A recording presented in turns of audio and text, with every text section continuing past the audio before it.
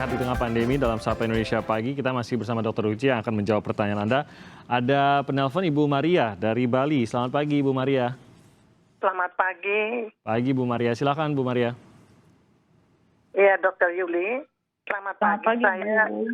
Maria, pasien CA Mammae sinistra, stadium 3B, Iuminal B, invasive carcinoma of NST tipe GR3, post MRM, post chemo Vaxus epirubicin 6 seri, on hormonal terapi air aromasin. Saya menjalani pengobatan sejak tahun 2018. Sesungguhnya saya tahu saya pengidap atau terdiagnosa itu dari 2016.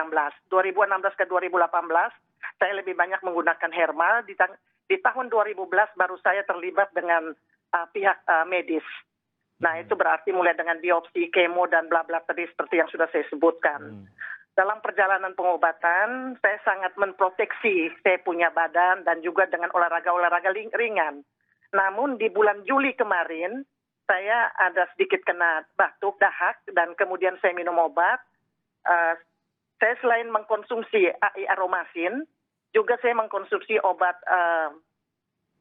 untuk kolesterol dan asam urat 6 bulan terakhir ini. Nah, terus kemudian juga dari obat jantung saya dapat 2 macam obat.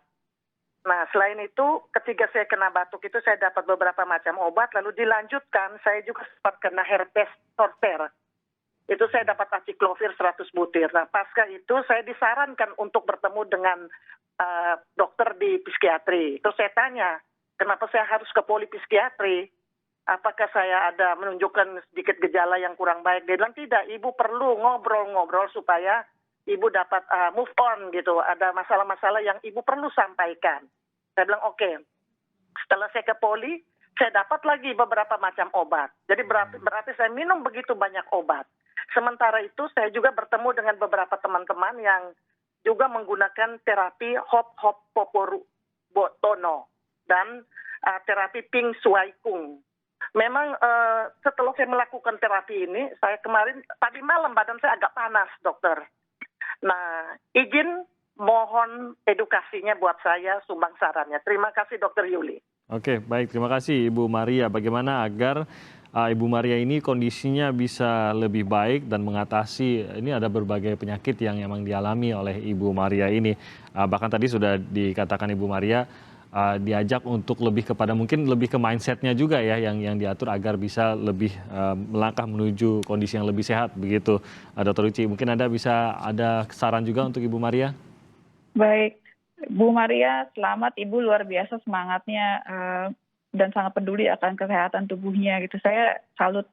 Nah, mendengar Ibu mendapatkan penyakit CA Mammae dengan penyakit-penyakit lain, kemudian juga dengan obat yang banyak, seperti itu, saya salut sekali sebenarnya. Memang kalau dinilai bahwa penyakit Ibu ternilai kompleks ya, jadi ada beberapa penyakit yang bersamaan di Ibu. Nah, mungkin Ibu bisa ketemu beberapa dokter atau misalkan dari dokter untuk yang tumornya atau yang kankernya, apakah ada obat yang mesti dilanjutkan atau dikurangi. Kemudian dari dokter penyakit dalamnya untuk asam urat atau kolesterol harus diteruskan atau cukup dengan intervensi gaya hidup, artinya makan makanan yang lebih sehat, kemudian dengan olahraga teratur. Kalau misalkan dengan tadi batuk juga, apakah mungkin perlu atau tidak obat batuknya diteruskan atau memang cukup, atau boleh dengan misalkan obat-obatan misalkan yang lebih ke arah misalkan yang secara simptom atau gejala saja. Nah, kalau tadi herpes zosternya biasanya karena daya tahan tubuhnya memang berkurang.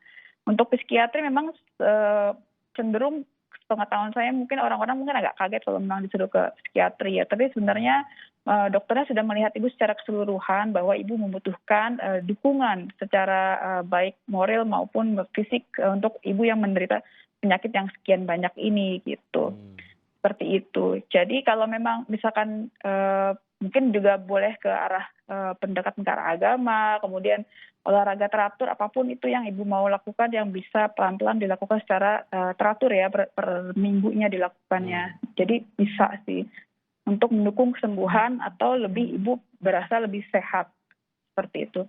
Oke, jadi ini mungkin menariknya di balik penyakit itu kita tetap bisa meningkatkan kondisi badan dengan tetap melakukan hal-hal yang sehat tadi ya, lifestyle yang sehat begitu. Betul. Walaupun mungkin tidak lantas mendapatkan solusi atas penyakit tersebut, tapi bukan halangan kita untuk tetap mempertahankan gaya hidup yang sehat dan meningkatkan kesehatan kita dari sisi lainnya begitu mungkin. Betul, betul.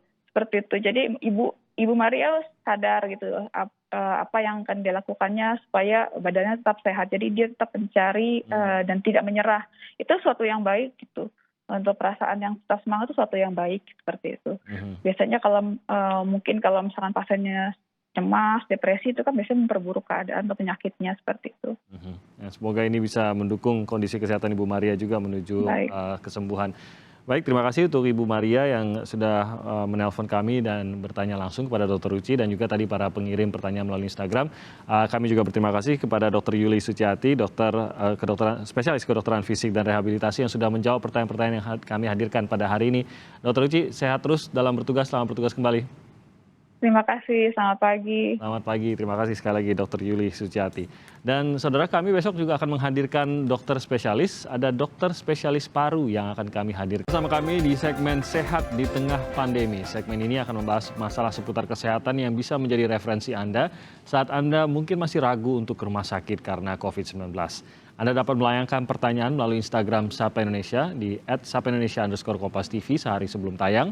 Atau Anda bisa berkonsultasi langsung saat ini juga melalui telepon interaktif di nomor telepon 021 5366 0500. Hari ini kita mengundang dokter spesialis kedokteran fisik dan rehabilitasi Dr. Yuli Suciati. Selamat pagi, dokter. Selamat pagi, Timothy. Sehat ya, dok? Luar biasa sehat. Alhamdulillah. Baik, kita langsung saja, dok, ke pertanyaan pertama. Ini yang dikirimkan melalui Instagram kami. Ini dari @amungka_manusia_rasa_jeruk. Ini lucu namanya. Manusia rasa jeruk. Nah, selamat pagi dokter. Usia saya 33 tahun. Sekitar 3 tahun lalu saya mengidap penyakit batu ginjal dan sudah ESWL. Dari dokter ginjal sudah dinyatakan batu ginjalnya sudah hilang. Namun akhir-akhir ini ginjal saya sering merasa pegal atau sakit seperti dulu, dok. Nah, apakah batu ginjal saya ini kemungkinan tumbuh lagi, dok? Silakan, dok. Oke. Pertama-tama kita mesti tahu dulu apakah nyerinya betul-betul nyeri karena nyeri ginjal atau di saluran kemih ya. Misalkan kok tipenya kalau dia nyerinya kan biasanya nyerinya tajam di belakang punggung, di bawah iga. Kemudian dia menjalar ke perut, bagian bawah dan selangkangan dan hilang timbul. Nah, atau ada bersamaan dengan nyeri pada saat buang air kecil atau dia ada rasa terbakar pada saat buang kecil. Atau urinnya berubah, ada berwarna, kemudian dan nyerinya itu berpindah-pindah. Kalau memang dia merasakan nyeri yang sama seperti itu, kemungkinan apakah ada kambuh lagi? Kemungkinan ada. Oh, bisa ya, dok, ya? Bisa, walaupun sudah dilakukan ESWL seperti itu. Jadi itu semua juga tergantung dari jenis batunya, komposisi batunya itu apa, kemudian ukurannya dan lokasinya. Jadi apakah kemarin ESWL-nya sudah selesai semua atau memang ini muncul lagi juga tergantung dari pasiennya sendiri, gaya hidupnya seperti itu juga mempengaruhi juga sih gitu. Untuk muncul lagi atau tidak batunya. Oke, apa yang bisa menyebabkan itu, dok? Terutama untuk pasien yang sebenarnya sudah melalui pengobatan, sudah hilang batu ginjalnya, tapi kok bisa muncul lagi, itu apa penyebab utamanya biasanya? Biasanya kan tergantung dari dietnya ya, pola makan dietnya, kemudian berat badan berlebih, kemudian apakah dia meminum suplemen tertentu atau obat-obatan tertentu, kemudian dia intake minumnya cukup atau tidak, gitu kan, olahraga teratur atau tidak, itu juga akan menjadi faktor pendukung ya, predisposisi apa muncul lagi dari batu ginjal atau tidak seperti itu. Jadi penyebabnya sama dengan mereka yang mungkin belum pernah mengalami. Apakah lebih rentan begitu, dok, kalau seorang pernah menderita batu ginjal ini sudah disembuhkan, apakah lebih rentan begitu? Paling tidak pengalaman menunjukkan pernah begitu. Ya, biasanya kalau sudah memiliki riwayat pernah jadi batu ginjal untuk kekambuhan memang biasanya ada lebih tinggi ya, lebih rentan atau untuk kekambuhan lagi seperti itu sih. Jadi sebenarnya yang penting adalah bagaimana caranya dia mencegah supaya tidak kambuh lagi gitu kan ya. Paling enggak misalkan dia minumnya harus cukup banyak, kemudian dia tetap cukup olahraga. kalau urin yang keluar minimal 2 sampai 3 liter per hari seperti itu. Menghindari protein hewani atau mengurangi asupan garam seperti itu. Jadi Oke, kalau jadi memang mau tahu lebih jelas lagi apakah ini batunya muncul lagi, ya mungkin sebaiknya kembali ke dokter urologi atau dokter ginjal dibilangnya seperti itu ya, dokter oke. urologi. Oke, untuk diketahui kepastiannya ya. Tapi sebenarnya Betul. minum air putih yang cukup saja itu sebenarnya tidak cukup begitu ya, Dok ya? Tidak cukup gitu. Jadi kita juga tetap harus beraktivitas ya, karena kalau duduk diam saja atau misalnya tidak physical inactivity kan juga mengendap juga seperti itu, Hmm. tergantung dari asupannya tadi makanannya juga. Oke, karena kita biasanya sering dikaitkan dengan kurang minum, udah sesederhana itu, Pak. Betul. Tapi ternyata Betul. tetap terkait dengan lifestyle. Oke, Betul. kita lanjutkan lagi, Dok. Ini pertanyaan berikutnya dari @Heri Rahadirwan atau Rahadir WN ini. Selamat pagi, dokter. Usia saya 23 tahun. Hari Sabtu kemarin saya bermain bola, Dok. Nah, saat bermain bola secara tidak sengaja, kepala saya terkena alas kaki sepatu bola, Dok. Ini mungkin terjatuh atau tertendang gitu ya, sehingga membuat robek di bagian dahi saya. Nah, teman-teman saya melakukan pertolongan pertama dengan memberi es batu dan diberi plester. Namun hingga saat ini dahi saya masih agak nyeri dan agak memar. Apakah dahi saya harus dijahit agar lukanya cepat sembuh? Silahkan, Dok. Ya. Baik, terima kasih.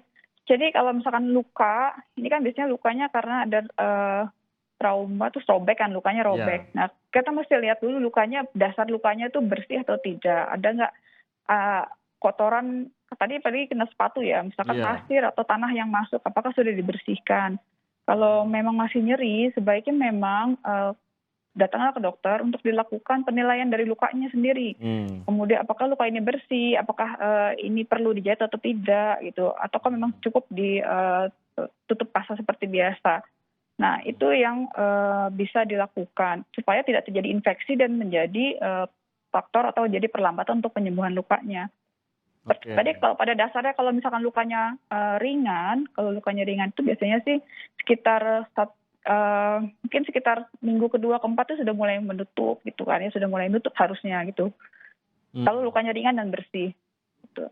Oke, nah yang penting memang dijaga higienitas dari luka itu ya. Kalau tadi kan diceritakan hanya langsung diberi es batu ya dan diplester. Tidak diceritakan untuk pembersihannya sih, tapi ini sangat penting kalau ada yang tersisa bisa infeksi. Itu yang menjadi catatannya ya, Dok ya.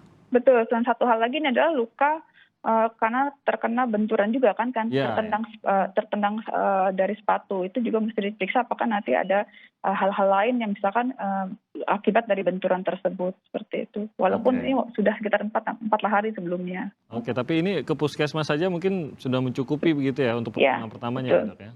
Betul. Oke, yang penting memang dijaga agar lukanya benar-benar bisa steril. Kita lanjutkan lagi ke pertanyaan berikutnya.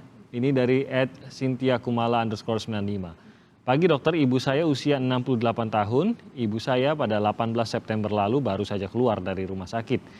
Ibu saya didiagnosa terkena stroke ringan, namun sekarang sudah di rumah dan saat ini sedang menjalani proses penyembuhan, Dok. Sudah 3 kali periksa ke dokter, namun belum ada perubahan, Dok. Ibu saya masih kesulitan untuk berjalan dan ibu saya berjalan tertatih-tatih. Ibu saya masih mampu berbicara secara normal, namun hanya berjalannya saja yang sulit, Dok. Bagaimana cara penyembuhan yang tepat agar bisa saya lakukan di rumah juga? Nah, silakan, Dok. Baik, ini memang rehabilitasi pasca stroke ini adalah suatu hal yang perlu dukungan dari pasiennya sendiri dan keluarganya ya. Jadi kalau misalkan ini 1,5 bulan yang lalu, memang dikatakan tingkat gejala sisanya adalah hanya dibilang sulit untuk berjalan. Benarnya kalau kelainan jalan pada orang stroke itu kan bukan hanya dari bekas atau dari dampak dari tekanan stroke-nya, tapi juga dia sebagai mekanisme kompensasi dari stroke-nya. Nah, itu seperti apa tergantung dari luasnya stroke yang terkena dan faktor risikonya. Atau faktor risiko yang lain misalkan ada diabetes kah, atau hipertensi atau penyakit yang lain yang memperberat dari keadaan stroke-nya. Prinsip utama untuk melakukan bagaimana caranya bisa dia kembali jalan lagi gitu ya, jalannya tidak tertatih-tatih adalah sebenarnya melakukan latihan secara berulang. Jadi kita mengandalkan yang namanya neuroplastisitas otak ya. Jadi neuroplastisitas itu adalah ini sangat tergantung dari pengalaman dan kemampuan belajar dari pasien tersebut. Jadi semakin sering diulang, dia akan semakin mengingatkan kembali, rewire lagi impuls dari otaknya untuk membuat pola jalannya lagi. yang dilakukan di rehab adalah mencegah terjadinya pola jalan yang salah. Kalau terjadi pola jalan yang salah, itu akan membuat pasiennya lebih cepat lelah sehingga jalan tidak bisa lumayan jauh, kemudian ada nyeri atau ada gangguan yang lain. Oke. Nah kalau di rumah sebenarnya bisa kita latihan pelan-pelan seperti itu. Tapi sebaiknya memang ketemu dokter dulu supaya bisa diprogramkan apa saja yang bisa dilatihan di rumah dan apa saja yang bisa dilatihan dengan dipandu. Nah intinya kalau kita jalan kita kan butuh kekuatan otot, kemudian koordinasi kaki kanan dan kiri, kemudian kelenturan, kemudian juga endurance dari jantung dan paru. Nah itu yang perlu kita latih. Latihannya mungkin hal-halnya sepele, tapi itu adalah memicu otak kita supaya mengingat lagi pola jalan yang benar. Seperti itu. Oke, jadi gerakannya terkadang terlihat sangat-sangat sederhana begitu? Iya, sangat-sangat sederhana. Gitu Misalkan dalam posisi duduk bisa latihan, misalkan seperti berjalan dalam posisi duduk, kemudian bisa dalam posisi tiduran, kemudian bisa tidak langsung, kadang-kadang orang kan banyak latihan jalan langsung jalan saja, tapi sebenarnya ada latihan yang dalam posisi tidur dulu, duduk, kemudian berdiri, baru bisa latihan berjalan. Seperti itu. Oke, jadi bisa dilatih di rumah, tapi bukan berarti menggantikan apa yang dilatih di mungkin tempat terapi, tapi lebih kepada yang di rumah ini akan mendukung program yang disiapkan dokter begitu ya? Iya. Dan rata-rata pasti gerakannya lebih sederhana di rumah dibandingkan dengan pada saat terapi begitu ya? Betul, lebih sederhana, pasti bisa dilakukan. Gitu. Oke, pasti bisa dilakukan untuk mendukung hal tersebut. Baik, dokter, kita akan jeda sebentar. Nanti kami akan mulai terima telepon dari pemirsa. Anda bisa menghubungi kami sekarang untuk bisa bertanya langsung ke Dr. Yuli. Usai jeda berikut ini, nomor teleponnya di 021 5366 0500. Kami akan terima telepon Anda sesaat lagi.